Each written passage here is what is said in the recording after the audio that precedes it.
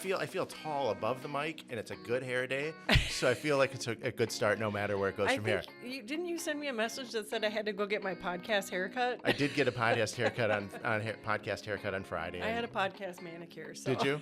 We're ready then, I guess.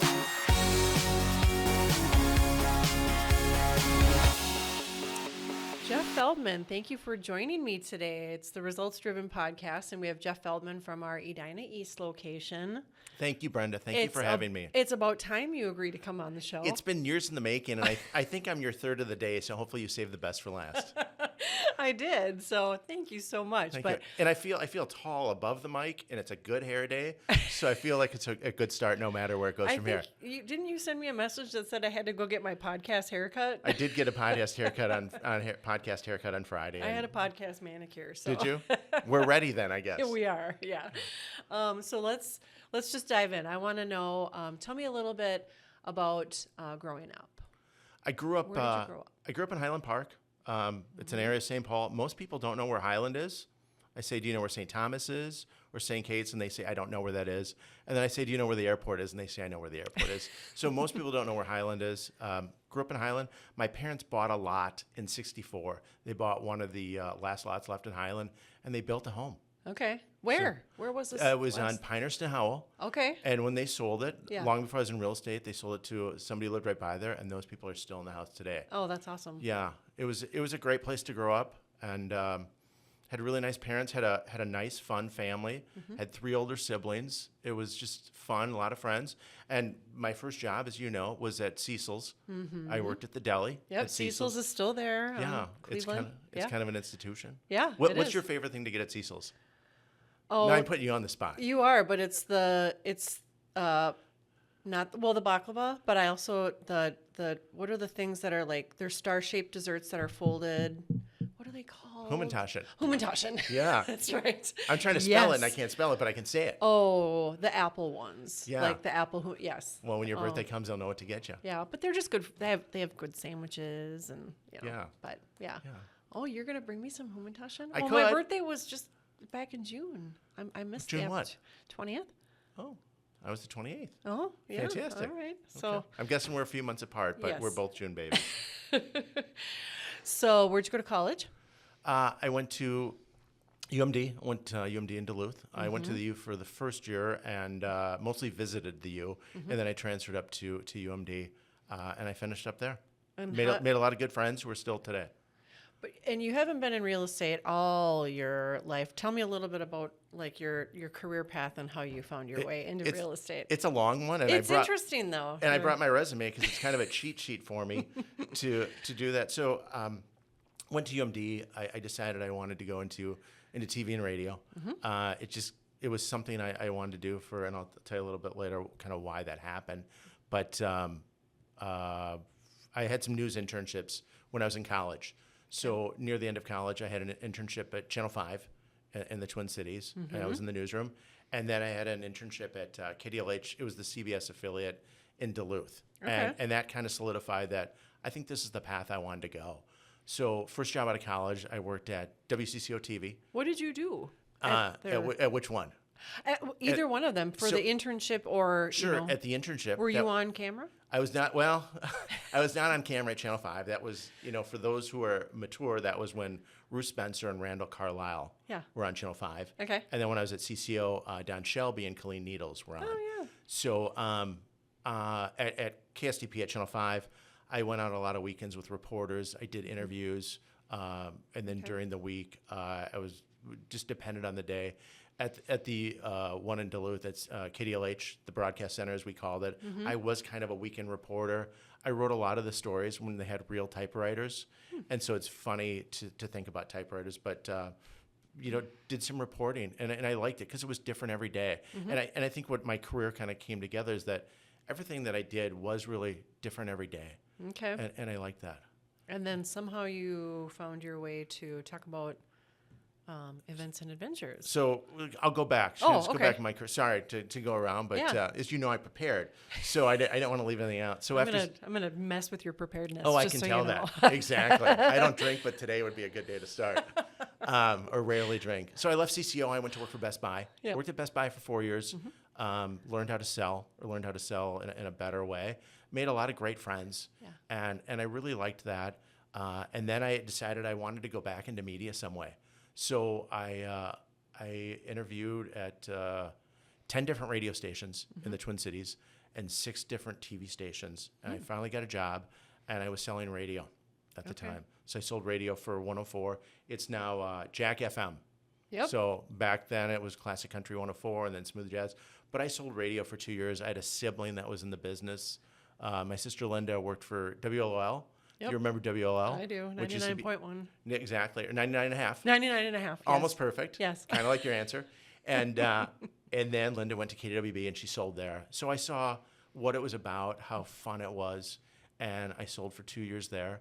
And then I ended up taking some Dale Carnegie classes. Some people know what Dale Carnegie is. And Acting? Dale No. Carnegie was public speaking. Public speaking. Okay. So it did lead into acting, ironically. Okay. I should act better today. But it did. Dale Carnegie was on public speaking. And What made you get into that? Or what drew you to? it's a long story, but I was always intrigued about Dale Carnegie. I was intrigued about doing some speaking. And I think when I was younger, I was a little bit nervous speaking in public. I think as all people are. In college, I had a couple experiences where I had introduced some comics and there's a couple hundred people. And I was a little bit nervous. So when I went through Dale Carnegie, I realized that this was fun and it was different. And it ultimately led, I became a professional public speaker. And I went to work for your old college, Minneapolis Business College. Yes. And so the way Minneapolis Business College did it is they hired public speakers, and we went to schools in Minnesota and Wisconsin. It was different every day, and we'd speak about diversity and communication, and it was fun. Yeah. And it was just something that I really liked. I think I need my resume as my cheat sheet now again for where I went next. That led in, so when you were a speaker, there was lots of different speakers. There was an attorney, there was a comic, there was an actor, and there was a woman who was an actor who was in Tony and Tina's. And for most people who don't know what Tony and Tina's was, that was basically dinner theater. It was a long time ago. It was a big deal at the time. And she said, Feldman, you should audition for our play to be in Tony and Tina's. Tony and Tina's wedding. It was Tony and Tina's wedding. Thank you. Very good. Did you see the show? Yes. Did we dance? No. Did you see it No. once or twice? Just once. Yeah. Did Yeah. you like it? I don't even remember when that was. How long ago was It that? was in the mid-90s. Okay. And so the premise of the show is Yeah. that you went to an Italian wedding Yes. for about 20 And you're minutes. yeah. And then you go downstairs. Yeah. And it's, I can't swear on camera, but it's kind of They can bleep it out. a menagerie of events. Yeah. And it was just, it was a really cool deal. So she said, Feldman, you should audition for the show. I didn't want to do it. And eventually I said, I'll audition. Okay. I went in, it was an improv audition. And we were just in a ballroom and there was 3 people and they're like, you're so-and-so, create this character. And you had to create different characters in front of them. And miraculously, I got the gig. And I did Tony and Tina's for 2 or 3 years. And it was so fun. And I started to meet some funny people. And I said, I think I could do comedy. And so I started to do some stand-up. And I really liked that too. So the public speaking and the acting and the comedy really just, it was a fun time in life. I was living downtown and was able to meet a lot of different people. Do you use any of that today in real estate? I'm trying to use it right now. We'll see how you edit it. But you do. You're known as you're the networker. You're the people person. Everybody knows you. So there's a lot of that carries over. I guess. I mean, yeah, here and there. I think I guess in talking to people. Yeah. In writing, I like to write, and I think ultimately social media. Social media has really been fun, and I'm always trying to think of something creative to post. But I guess it did evolve into that. I always think of your career as a ladder. Yeah. If you couldn't have this skill, you couldn't climb to the next spot. So how did you get into real estate? And approximately, how old were you when you started real estate? I didn't have gray hair yet. You don't have to say. Yeah, I was in my late 20s. Real estate has given you gray hair. That's what Should you we go can back to events and adventures really quick? The singles Sure, company? sure, Yeah, yeah. I'm keeping you on task, Yeah, my boss. yeah. So after I did Tony and Tina's, I went to work for a singles company. Yeah. It was called Adventure Seekers, and now it's Events and Adventures. And aren't they still a They're thing? still around. Yeah, I think I hear their radio commercials. Yeah. Yeah. Okay. So they're still around. They're targeting me, Jeff. They're. I'm not going to make a comment about your I'm single kidding. or whatever. I'm kidding. But I was lucky enough to get that job. And what did you do with them? I was the membership director. Okay. And so I met people that would come in and inquire about membership and then help run the events. We had a great event staff, and it was fun. And of course, the part I liked, we did do radio. Yeah. So I wrote some of our commercials. Okay. And then I got to go in and cut the spots and stuff like that. Oh, okay. It was just. So you were the voice talents. All the staff was able to do a spot here and there. Yep. And then some of the DJs from, we mostly use Cities 97, but most of the DJs would do it, or I would come in, and then it was time to leave, and I had to do something else, and so. The next step was real. So I'm sorry. So I was in my late 20s. Yeah. I was 38, actually. Did you know anyone in real estate? I knew two people in real estate. Stuart Francis, Okay. who you know. Yeah, he's in Florida now. He's in Florida. Stuart used to work for our company. So Stuart was the son of the owner of our company. Okay. And Stuart was living in Florida, and he had done a variety of jobs. And then Stuart went into real estate. And I would say this to Stuart's face. I'm like, if Stu Francis can do well in real estate, I can too. Stu became very driven and very focused and has had a marvelous career. He has. So Stu Francis was an example, and I had a close friend named Stan Smith, and Stanley was a partner at Counselor Realty on France Avenue in Edina. And there was a couple other things I was going to do, but it evolved into Stan said, why don't you come work with me? And so Stanley hired me, trained me for 2.5 years, was always a mentor and a friend to me, and he brought me into the business. I saw the lifestyle he had, and I think one of the things I liked, I would go in some days, and he was in shorts and a polo. And I'm like, what are you doing today? And we used to call each other Sunshine. There's a variety of reasons, but he'd call me every morning, and he says, what's your day like, Sunshine? And he would be in a polo shirt and shorts, and I'm like, where are you going? He goes, I'm going to show buildings on Lake Street. Okay. And what it turned out is they were some of his closest friends, and he could dress casual. I liked the flexibility of the schedule.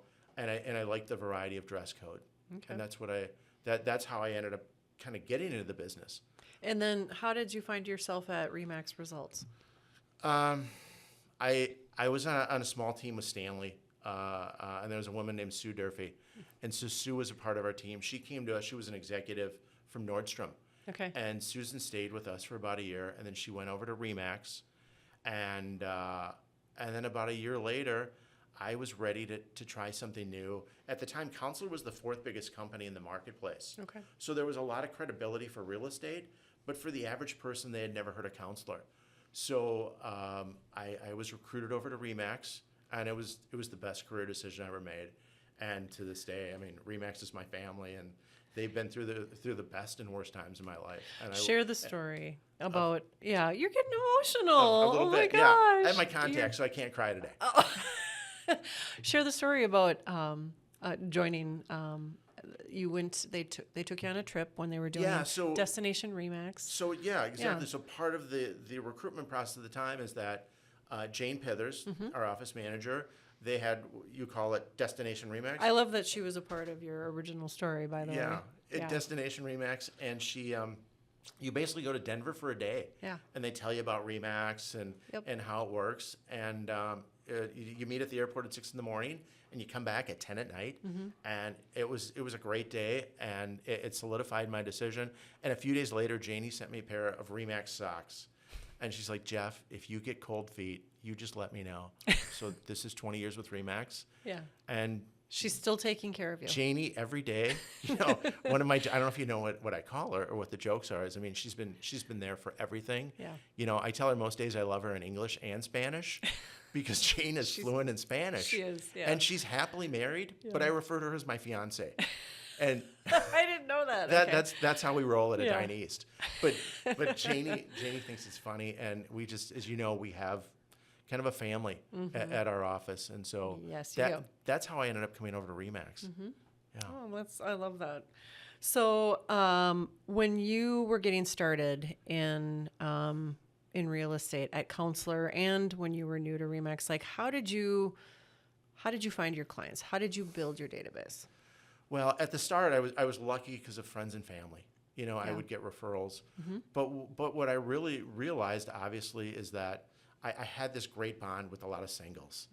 And at the time, from a sales perspective, it was one decision maker. It was one set of credit scores. Usually women were my best clients. They were the most prepared. They were more ready to live on their own versus guys were happy to stay at home. The statistics show that's still the case It for is still it is single still the case. women buyers. That's ultimately how I built it. Yeah. Yeah. And fast forward, how many years later? I saw an article on the singles thing, but you were featured in the Star Tribune, and I think they called the article "Home Alone." It was called Home Alone. Yeah. Thank you. Yeah. So Talk about that. I came over to REMAX, and we actually had a Star Tribune rep. Yeah. So the Star Tribune kind of picked up that you seem to specialize in single clients, and so a reporter called me, and like you said, the article ended up becoming Home Alone, and she said, "Will you tell me about the clients you have in progress right now?" So it was Nancy Crotty. It was the Star Tribune, Yeah. and she called me up and she said, we're thinking about doing an article. Will you tell me about your background? Yeah. So I told her about my background, and she went on. She's like, "Will you tell me about what clients you have in progress right now?" I said, "Well, I have an accountant and I have a teacher." They were all women. Like I said, they were more driven to buy. And she didn't seem very impressed. And I said, I am taking out as a client, a TV anchor and news reporter from WCCO TV. And so then she perked up. And so then that became the story about this woman's journey of buying a home. And it gave me a lot of confidence to go forward. And like I said, the title Home Alone was a great title. And it was fun. I love that. And then did your business obviously evolved from there quite a bit? Yes. And like, not everybody stayed single. So yes, it ultimately evolved. I mean, a lot of my single people ended up getting married. As I said, I was 38 when I started in real estate, so I already had some life experience, and I had friends at different ages. So a lot of my single people ended up getting married, and then what happened? I found myself, with a lot of friends in their 40s and 50s. So people in their 40s and 50s, they were sending me their relatives, their kids, their nieces and nephews. or they're upsizing their homes because of families. They were upsizing. They were they were upsizing their home, and then they were sending me their parents and their aunts and uncles. And what I loved is I became the family realtor, and so you get to go to all these family events, and you get to go to the weddings, and you sit at the family table, and that's been I think one of my happiest things. I could see you making that a joke out of that, like as you're sitting as a guest at the wedding reception, like, who are you? I'm just the realtor. Well, it's funny because but so many of our realtors talk about how they become a part of the family of. Well, it's true, and they introduced me as their realtor, and I almost feel bad because I'm a family friend. Yeah. And one of my tagline is I'll treat you like family, but better. So, but yeah, that's been really, I think, one of the most endearing and best parts of this career is to see all these families evolve and change and be a part of their events and a part of their life. I'm going to change direction just a little bit. And I think I know what the answer is. Okay. Who has been maybe a coach, mentor, or a significant influencer in your life and your real estate business? I think good question. They've all been good questions. I think I've had different members at different portions of my life. At the start, it was my mom and dad. My dad was a sales manager for a Chevy car dealership. My mom owned a store called the Elite Repeat in St. Paul. Yes. It was a clothing store. And they were just nice people, and they were respectful, and they were kind. And they were my first mentors. And then it was my older siblings. Larry gave me great life advice. Linda was in radio, as I said, at WLL and KWB. So I wanted to go into radio. And my other sister, Lori, she had a lot of friends in TV news and some really good contacts. And ultimately, between my sisters, that really led me on my career path and my passions. And then when I ended up going to Adventure Seekers, there was a woman named Carolyn Francis. Carolyn Francis was Stuart Francis's mom. Okay. And they had a real estate background, but ultimately Carolyn was trying to help people. And the Adventure Seekers business was about helping people as they go through life transitions. Yeah. And what it showed me is that you can run a business that helps people, and you can have fun for yourself and have fun for your clients. And that's what she really showed me. She's a big role model to me. And then as I go forward, obviously, I work with a fair amount of different partners at different points in their careers. So, I get some, partnership. I don't know if I'd say mentorship or coaching, but partnership from that. And then as mentioned before, my fiance, Jane Pithers, to literally be with her most days. And, Jane's family, as you know, used to own a REMAX franchise. Yeah. So Jane is really excellent, at coaching and navigating different things. I'll tell you a line Janie said one time that changed how I thought about real estate. Okay. I remember it was the fall, and she's like, "What are you doing this weekend?" And I said, I'm going out to a wedding or a social event or whatever. She goes, "Jeffrey, remember, the spring market begins now," which meant you're trying to build your clients for next spring. And it always changed my mind that you need to think at least a quarter or a couple quarters ahead. And people ultimately naturally bring it up when they talk to you, and they want to know about the market and have questions. Yeah. Yeah. Well, thanks for sharing that. Yeah. Thanks for I asking. didn't know that about Jane. She's so sweet. She's so special to so many of us. Yeah. You just had a milestone birthday. So you said the 28th, or It was the 28th. Yes. want to talk about that? I'm afraid to say the number. I don't feel any different. Had a milestone birthday. It was kind of a quiet birthday this year. I wanted a quieter birthday than those past. You just mentioned how lucky you felt when you were looking at the cards. And Yeah. So, some people still send cards. And so I was reading these cards, and I was really touched by what they said. So that being said, These are your past clients? So they were past clients, but I looked at all the return address labels, and then you're like, oh, that's right, I sold them the house. So you get these envelopes, and you're looking at the addresses, and you're like, well, my friends became my clients, and my clients became my friends. And that's when it hit me again that we are in this great business where, again, both of those things can happen, and you get to know people. I joked with you that on Saturday night, I went out to a comedy show at Acme, took some clients who became friends. They always wanted to go to a comedy show together, and we had a great time. But that's one of the things the milestone birthday taught me is that to enjoy the life I have and the clients and friends that have built. And I know my mother would say to me, Jeffrey, you should be proud of where you've come today. So you were just full of gratitude. It's just you admit it. And I'm thankful for you today. You've always been nice to me since the day I met you. Yeah. Yeah. Thank you. Yeah, you're very special. I want to circle back to you give great advice. And what's some advice just off camera, just life advice. But you had previously mentioned to new agents or to just agents. General life advice? Yeah, no, well, both. Let's hear it. But you're very, very good at that. Well, I want to hear. Yeah, I want you're speaking to a newly licensed agent. Yeah. And then maybe just speaking to a client going through a transaction. You know what I mean? Sure. Like what's 2 bits of advice? Interesting. I just had that conversation yesterday with a client. Yeah. And I did write down my newly licensed agent. For newly licensed agents, there's 3 things, and I tell our newly licensed agents this. Because it was some of the advice that was given to me. The first thing is that it's an emotional and financial roller coaster being in real estate, and that was told to me early at the start, and that you ultimately need to track your expenses very, very close. So that to know that, and it's still some days it's an emotional roller coaster as you get further along, and when you get a good check or two, to save it. That's some of the basic advice. The second piece of advice I think about most days. And our broker owner, John Collopy, who we all have a variety of John Collopy stories, but John was speaking on stage, and I remember this for that moment in my life and for different moments. He said, you need to have a healthy significant other in your life to be successful at work. And I think successful in your personal life. He said, unless you have that healthy significant other, you won't be effective at work. And that's probably some of the best advice I would give. I'd give a new agent or I'd give anybody because of how important that really is. Yeah. And I always remember that John said that. And the last one was when I was starting out.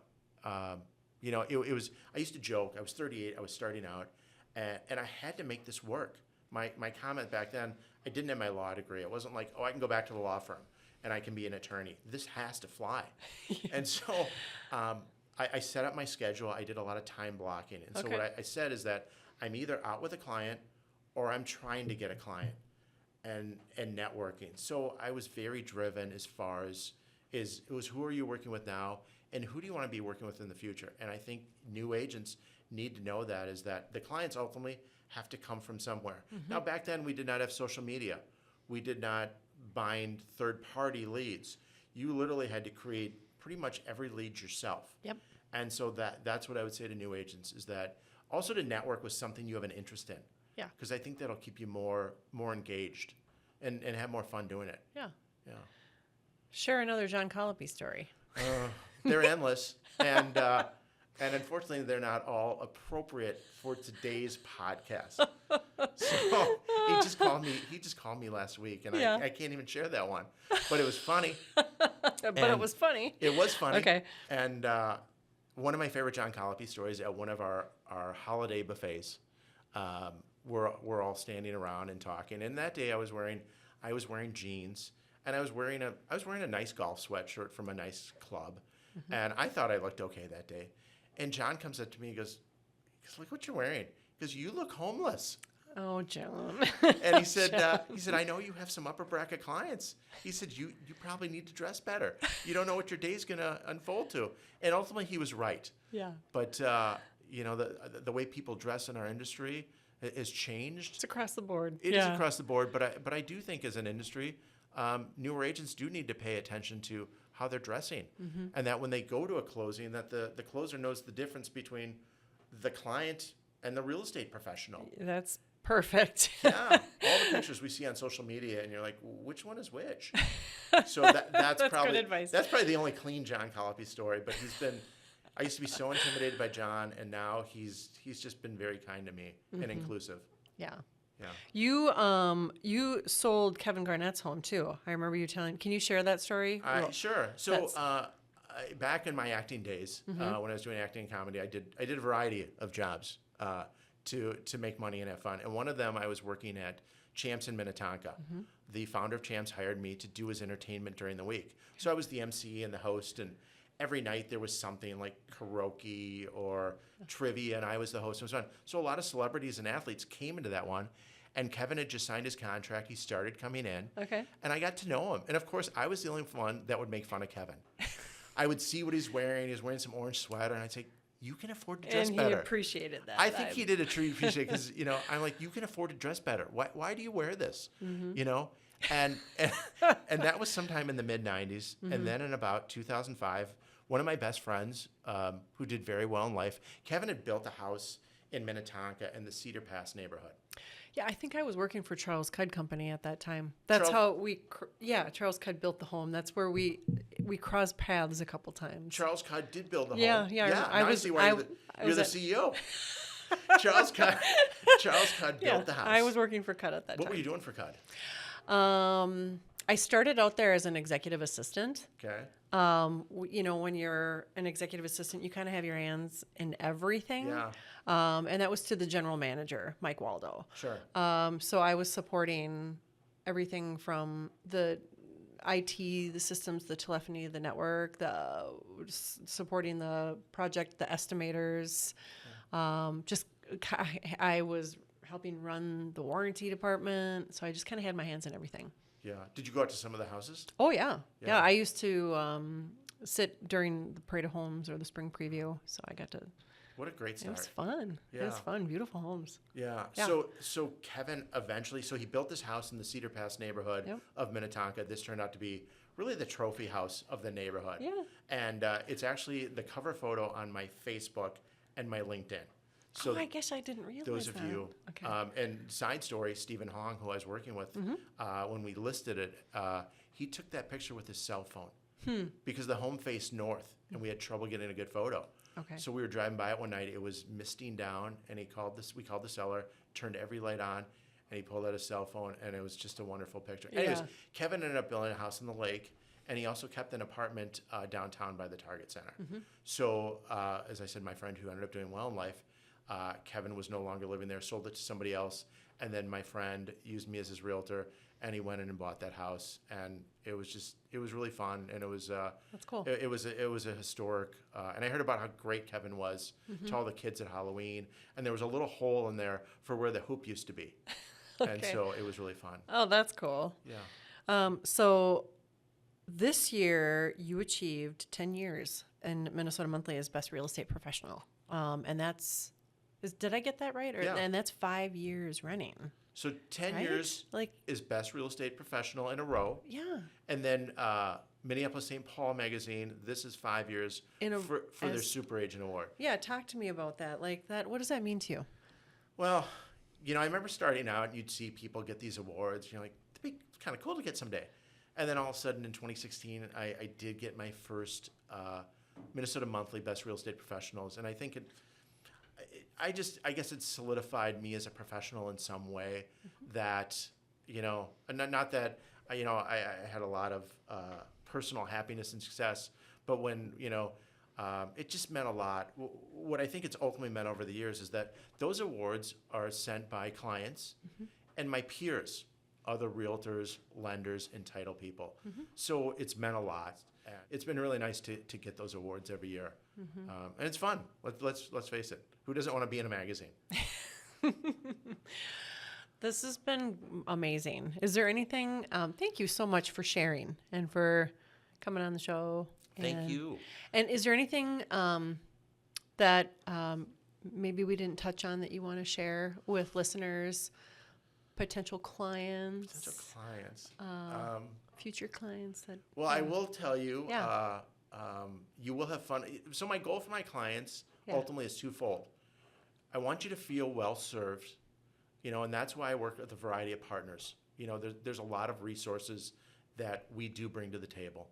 That being said, I want you to feel well served, and I want them to have fun. And as we know, being a buyer or seller is an emotional roller coaster. Yeah. And a lot of my people now are families, but now I'm also on the other side where I do have single people, that are empty nesters or who have lost a spouse. And we want to be that guide, whatever the transition you're going through. Yeah. And that's what my clients know. And I think the referrals show that they had fun and they had well served. Yeah. So yeah, thanks, Thank friend. you. Thank you, friend. It went so fast. And you're right. I didn't look at my notes. You're natural. Yeah. You've done this before. I can see. Oh no, you're so good. How can people find you? How can they reach you? Probably the easiest way is jefffeldman.com. And then my email is jeff@jefffeldman.com. All right. And find me there and Awesome. let the fun begin. Thank you, Jeff. Thanks, Brenda.